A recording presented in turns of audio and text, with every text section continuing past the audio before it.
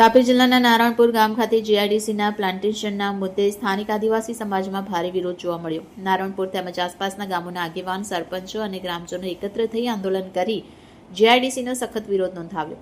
ગ્રામજનોનું કહેવું છે કે તેમનો વિરોધ વિકાસ સામે નહીં પરંતુ નારણપુર ગામ ખાતે સૂચિત જીઆઈડીસી સામે છે. ગ્રામજનોની રજૂઆત મુજબ જે સ્થળે જીઆઈડીસી આવવાની વાત છે તેની આસપાસ રેસિડેન્શિયલ સ્કૂલ આવેલી છે તેમજ કોલોની પણ નજીકમાં છે. આવી સ્થિતિમાં જીઆઈડીસી આવવાથી બાળકોના સ્વાસ્થ્ય અને ભવિષ્ય પર નકારાત્મક અસર થવાની સંભાવના હોવાનો ગ્રામજનોએ ભય વ્યક્ત કર્યો છે.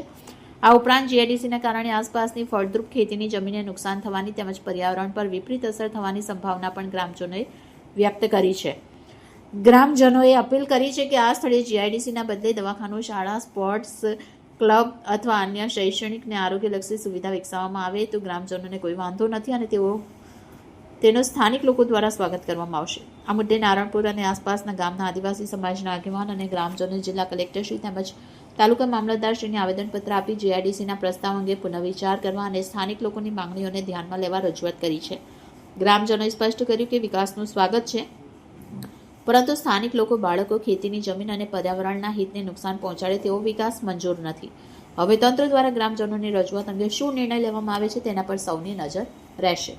રિપોર્ટર વિકાસ પાટીલ, બુલેટ 26 ગુજરાત ન્યૂઝ, તાપી.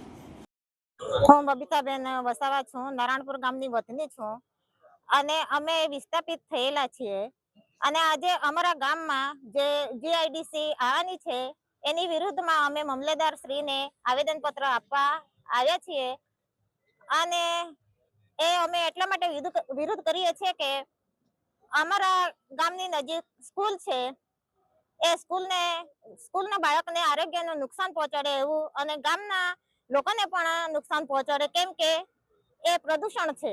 એટલા માટે અમે વિરોધ કરીએ છીએ કે આ જીઆઈડીસી અમને નહીં જોઈતી અને જો બળજબરીથી એ લોકો લાવવા માંગશે તો 1989માં અમે જે વિરોધ કર્યો હતો રોડ આંદોલન, એ અમે કરીશું અને કરીને બતાવીશું.